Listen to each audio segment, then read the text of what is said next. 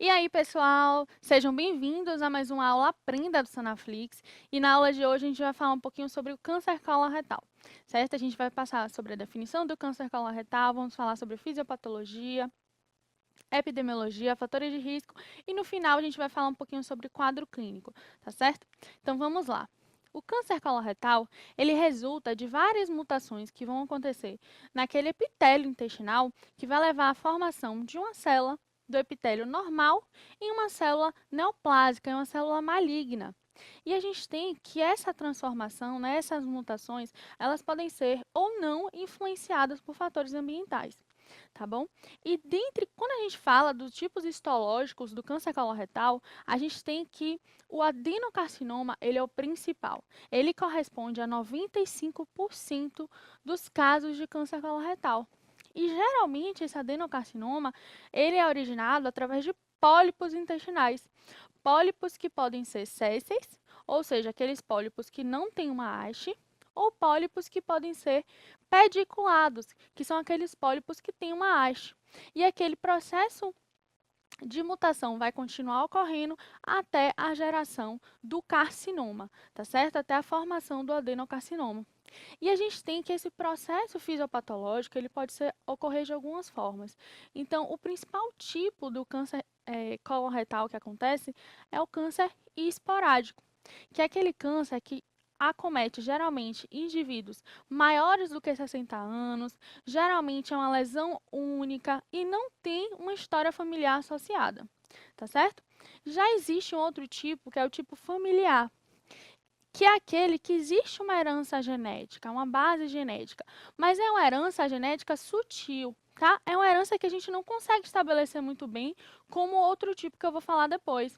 Então, geralmente, acontece em indivíduos um pouco mais jovens do que o esporádico, então, geralmente, indivíduos abaixo de 50 anos, tá certo? E tem essa história familiar positiva. Mas não é igual ao tipo hereditário. Porque no tipo hereditário a gente consegue definir síndromes genéticas, a gente consegue definir essa base genética que existe na doença, tudo bem? E geralmente, como eu falei para vocês, acometem mais ainda indivíduos jovens, então indivíduos abaixo de 40 anos, e geralmente são lesões múltiplas, não tem só uma lesão no cólon, tem várias lesões, tá?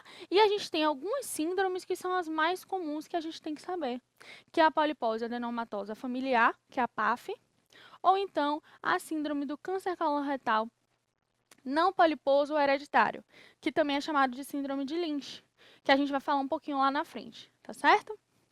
E quando a gente fala do câncer coloretal, a gente não pode esquecer de uma sequência que é muito importante na fisiopatologia da formação desse câncer, desse carcinoma, que é a sequência adenoma-carcinoma. É uma sequência que nos mostra como esse processo ele é insidioso, é um processo que geralmente leva 10 anos para ocorrer, tá certo?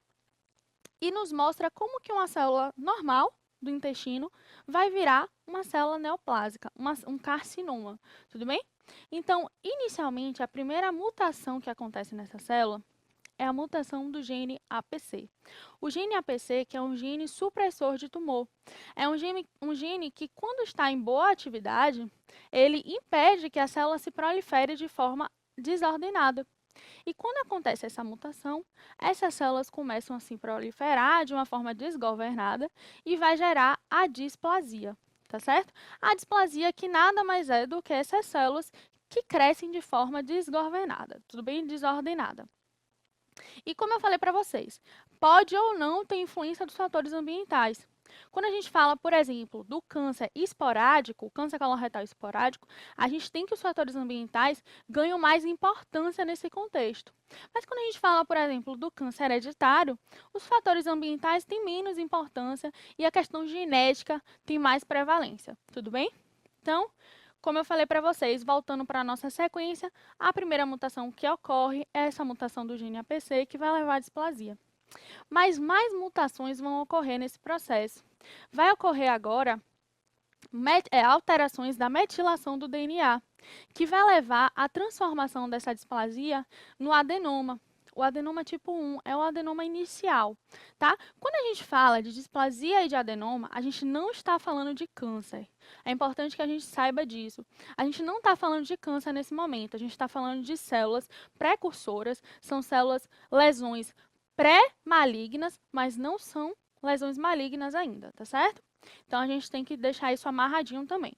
Então, ocorrem essas alterações na metilação do DNA, que vai gerar esse adenoma tipo 1, esse adenoma inicial. Mais mutações vão ocorrer nesse processo. E esse adenoma tipo 1 vai virar um adenoma tipo 2, um adenoma intermediário. Mais mutações acontecem com influência ou não do processo ambiental, dos fatores ambientais.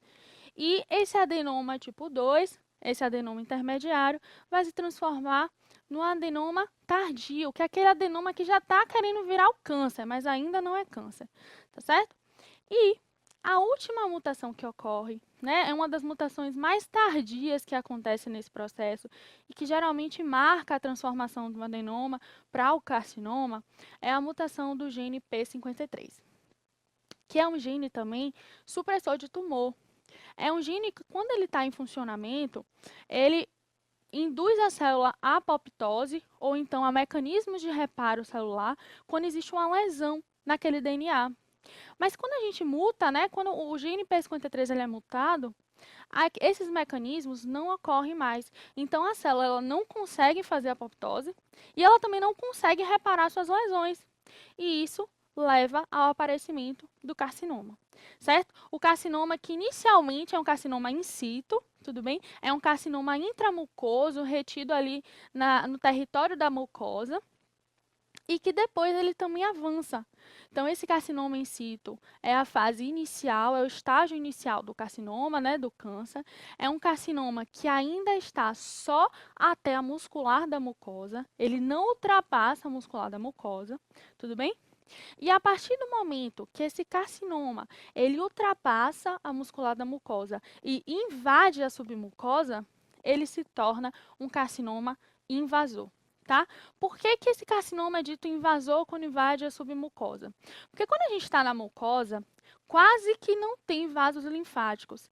E a irrigação também sanguínea não é tão boa na mucosa.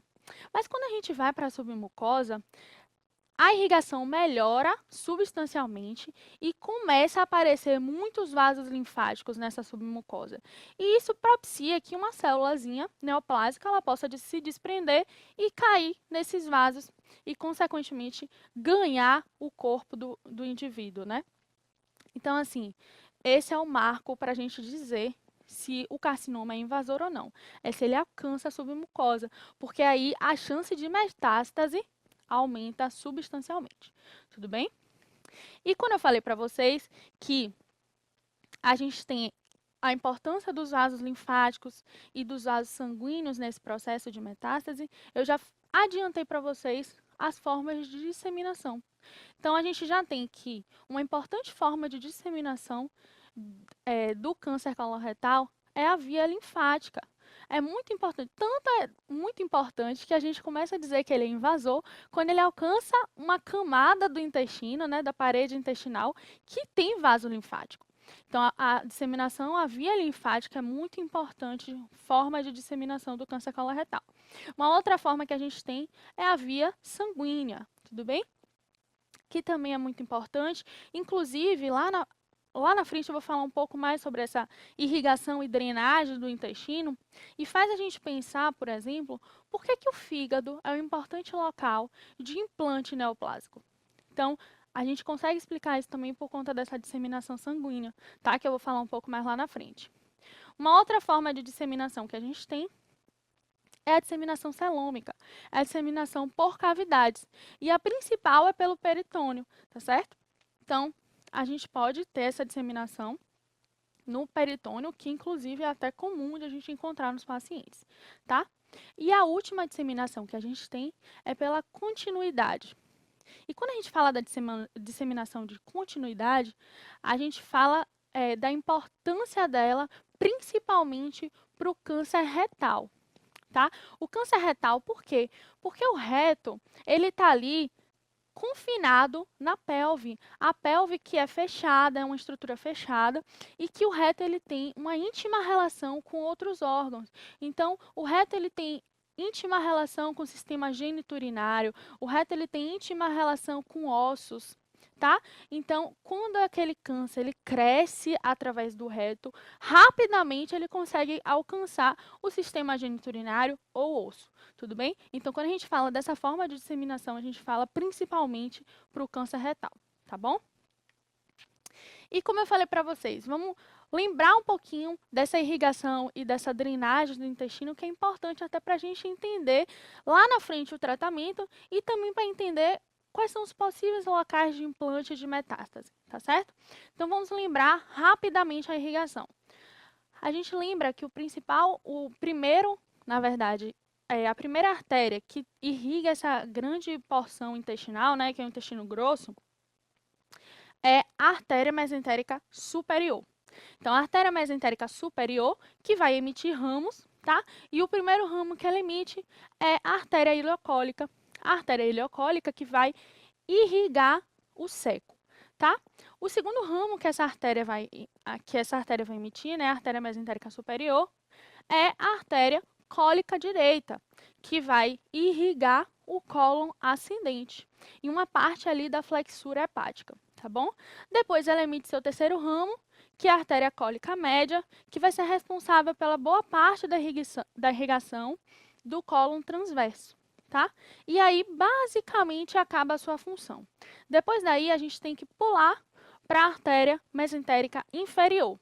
Então, a artéria mesentérica inferior, ela entra em ação a partir desse momento, emite o seu ramo da cólica esquerda, que vai irrigar o cólon descendente e vai irrigar também a parte da flexura esplênica. Depois, ela emite as artérias sigmoides, que vai irrigar o cólon sigmoide, tudo bem? E, por fim, ela emite o ramo, que é a artéria retal superior. Então, é importante que a gente frise isso aqui.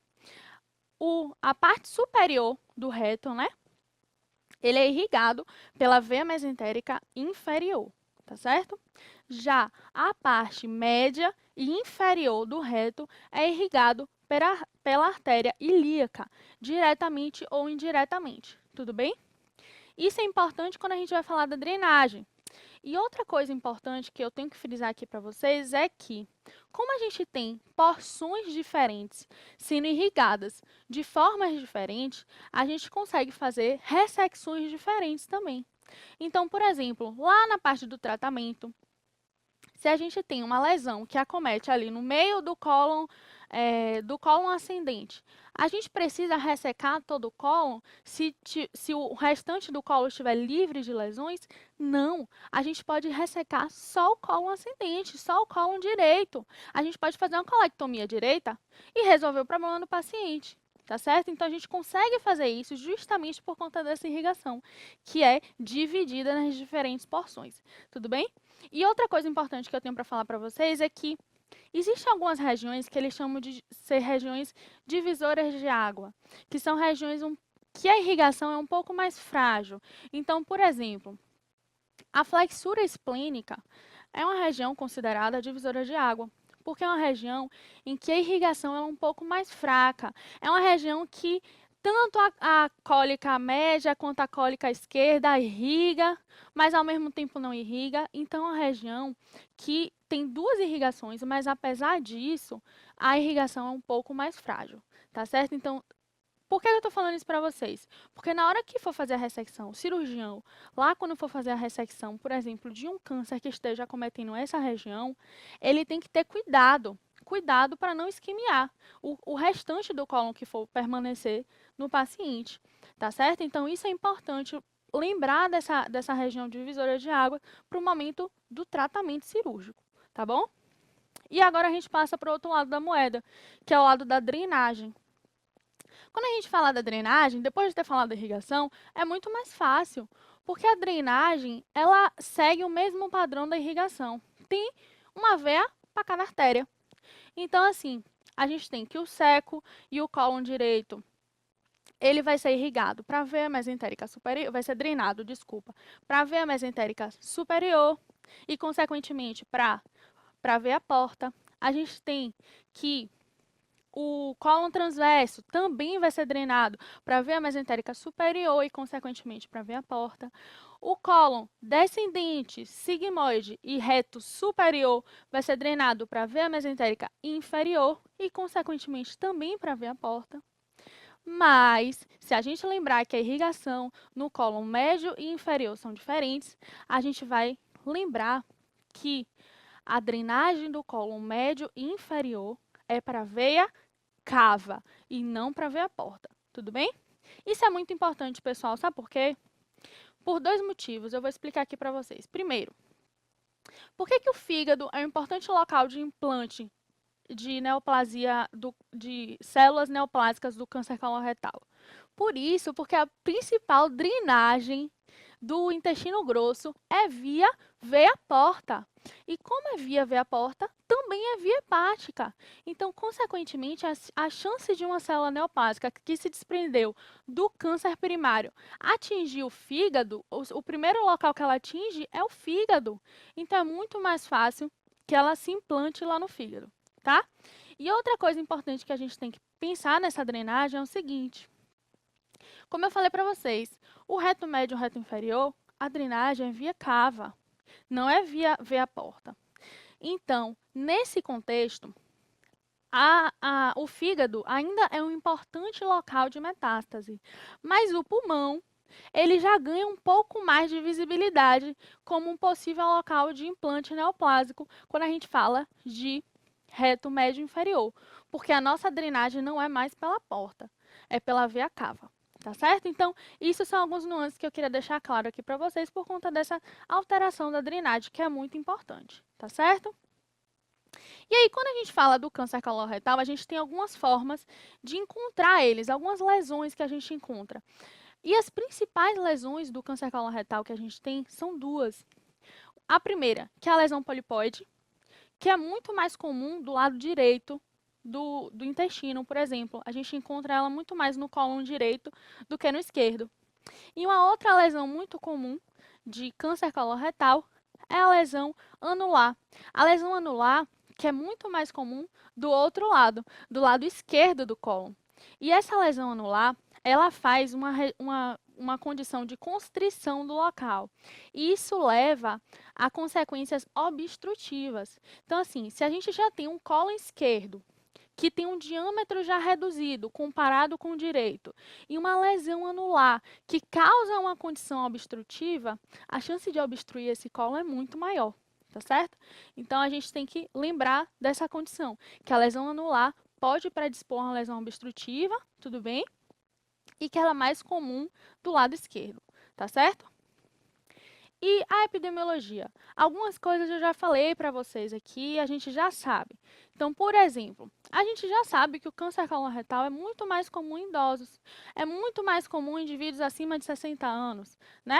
Então, assim, por exemplo, a forma esporádica é comum em indivíduos acima de 60 anos e a forma mais comum é a forma esporádica. Então, só por aí a gente já tem que o câncer coloretal é muito mais comum nessa faixa etária.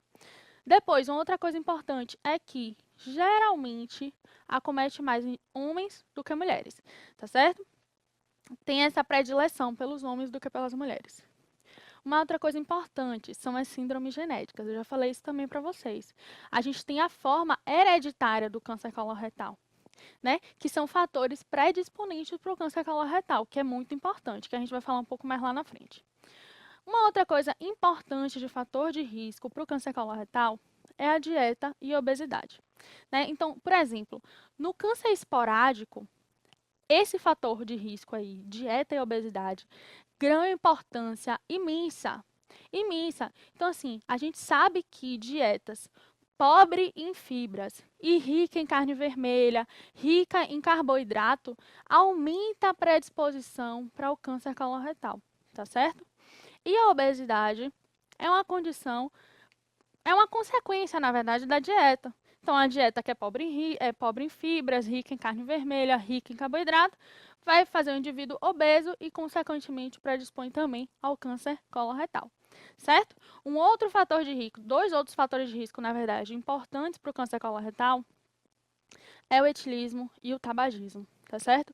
São também condições carcinogênicas, certo? Que a gente tem que ficar de olho nesses pacientes, tá bom? E algo a mais que eu queria trazer aqui para vocês, uma carta na manga, é uma informação a mais. Então, assim, o que eu queria falar para vocês é em relação à infecção pelo Streptococcus bovis. Por quê? Porque, geralmente, pacientes que fazem endocardite por esse patógeno, o Streptococcus bovis, tem uma relação maior com o câncer coloretal.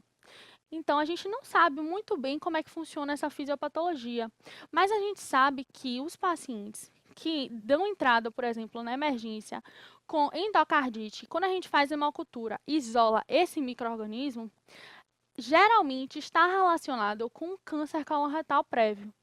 Então, nessas situações, a gente deve investigar câncer coloretal, tá certo? Então, pacientes que têm endocardite por esse patógeno, a gente deve investigar, fazer rastreio de câncer coloretal nesses pacientes. Tudo bem?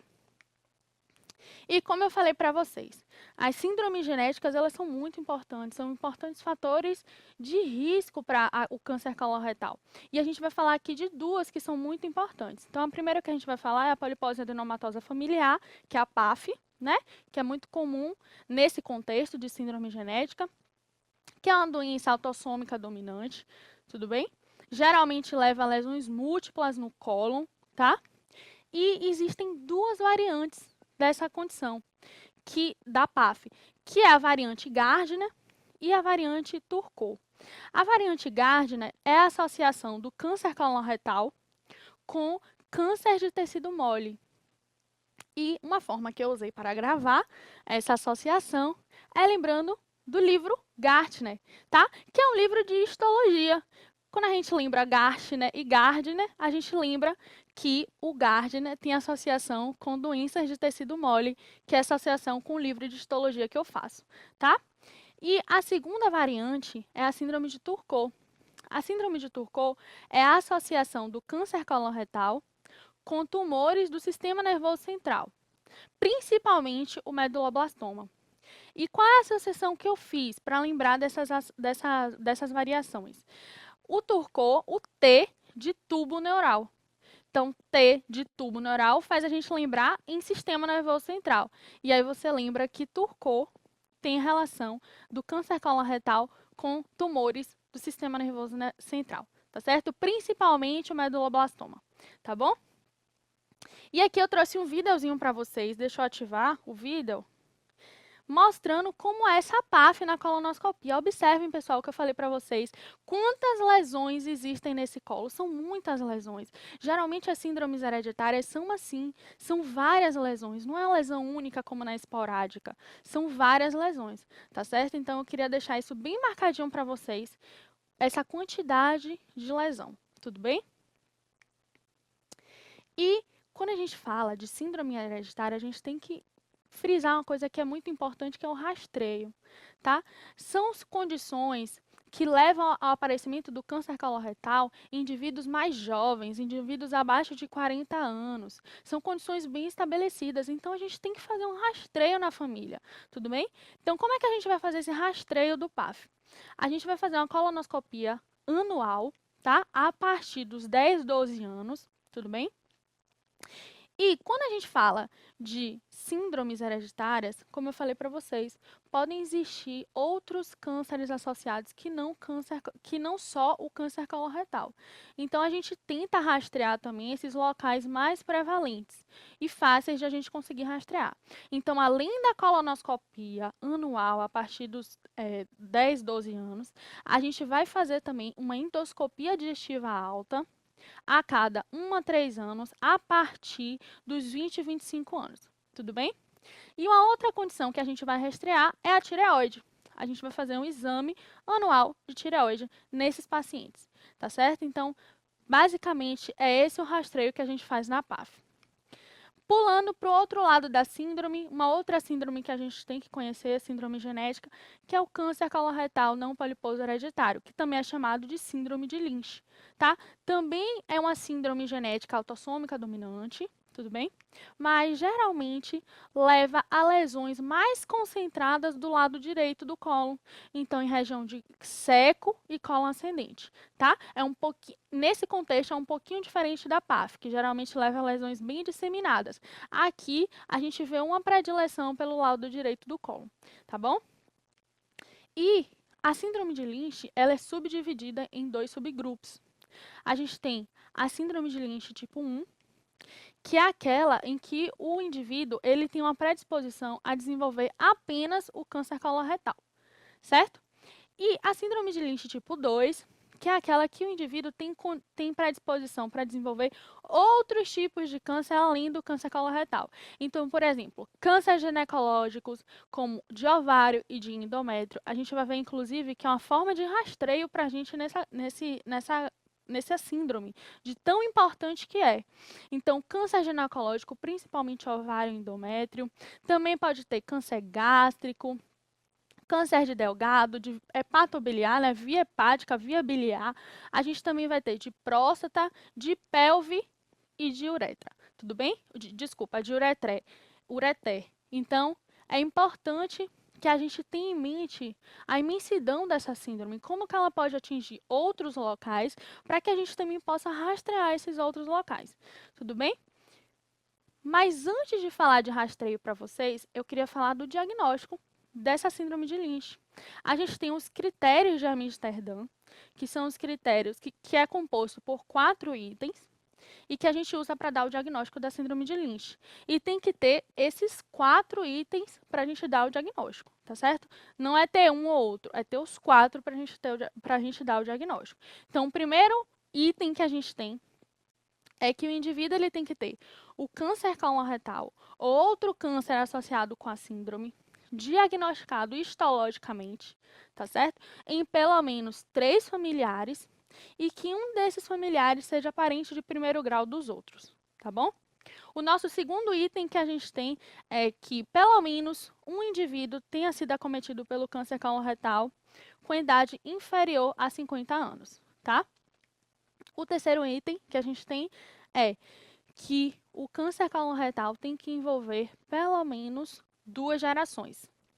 E o quarto item é que a gente tem que afastar a síndrome de polipose hereditária. Então, por exemplo, se a gente suspeita que possa ser um PAF, a gente já está fora desses critérios de Amsterdã, tudo bem? Então, a gente tem que afastar a outra síndrome hereditária comum, que é a síndrome de polipose hereditária, tudo bem? Então, agora sabendo desses critérios, a gente vai passar para o rastreio. Como é que a gente vai rastrear essa população? Lembrando que essa síndrome, né, além do câncer coloretal, envolve outros locais também, causa câncer em outros locais também. Então, primeiro, a gente vai fazer a colonoscopia a cada 2 anos, a partir dos 20 anos, e a colonoscopia anual quando o indivíduo fizer 40 anos ou então na idade inferior a 10 anos do primeiro caso, tá certo? Outra coisa que a gente vai investigar é câncer ginecológico, como eu falei para vocês.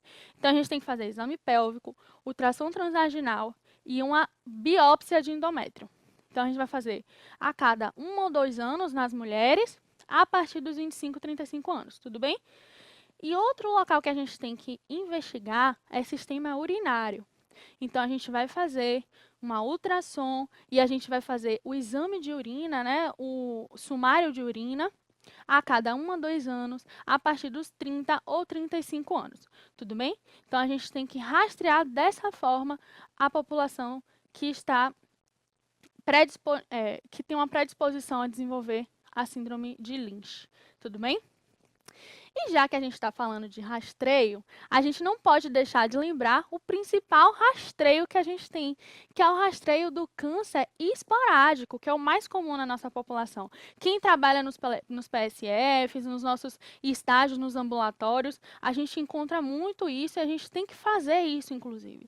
Então, como é que a gente vai fazer esse rastreio esporádico do câncer esporádico, né, na população em geral? Como é que a gente faz? Então, a gente vai fazer a partir dos 50 anos de idade, tá certo? A gente pode optar pela colonoscopia a cada 10 anos. Caso não possa a colonoscopia, a gente pode fazer uma colonoscopia virtual a cada 5 anos ou uma retossigmoidoscopia a cada 5 anos. Lembrando que, se na retossigmoidoscopia vier alguma lesão, a gente deve obrigatoriamente indicar uma colonoscopia, tá certo? Porque, como eu falei para vocês, pode ser lesão única, que é o mais comum, mas a gente tem que afastar ter mais do que uma lesão. Então, se na reto vir uma lesão, a gente tem que fazer a colonoscopia para conseguir ver todo o cólon e afastar outras lesões. Tudo bem? Mas tem pacientes que não conseguem fazer nenhum desses 3 exames que a gente colocou aqui, ou não quer fazer. Então, a opção para esses pacientes é a gente propor a pesquisa de sangue oculto nas fezes. É um exame pouco específico, né? Mas é um exame que, se vier positivo, faz a gente ligar o alerta e, de qualquer forma, a gente tem que indicar uma colonoscopia para esse paciente. Tudo bem? Então, numa impossibilidade de fazer os primeiros exames que eu falei para vocês, a gente pode oferecer a pesquisa de sangue oculto nas fezes e, caso venha positivo, a gente parte para a colonoscopia, tá certo? E alguns casos especiais que eu queria deixar aqui para vocês é o seguinte: pacientes que têm história familiar positiva. Então, aqueles que têm história familiar positiva devem fazer a colonoscopia a partir dos 40 anos, tá? A gente não espera até 50. A gente faz a partir dos 40 anos, ou então, numa idade 10 anos inferior do caso índice, tá certo? E a gente faz essa colonoscopia a cada 5 anos, tá certo? A gente não faz a cada 10, a gente faz a cada 5 anos. A gente diminui um pouquinho o tempo de rastreio, tá certo? E o nosso quadro clínico? Como é que esse paciente se apresenta para a gente? A gente tem alguns sinais e sintomas que são bem comuns e recorrentes no câncer coloretal.